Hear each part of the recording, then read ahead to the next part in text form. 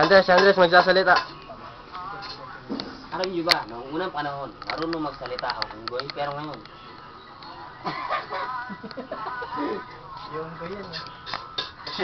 Oo nga ba? Ano ba yan? Parinig ka. Ganda.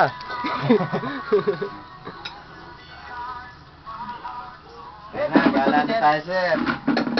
Gala doon tayo, swimming ako. Swimming saan? Swimming ako.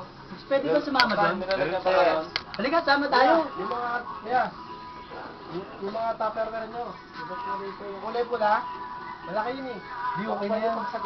Okay na doon. Okay na, di ba? Ano ba yun? Okay na. Okay.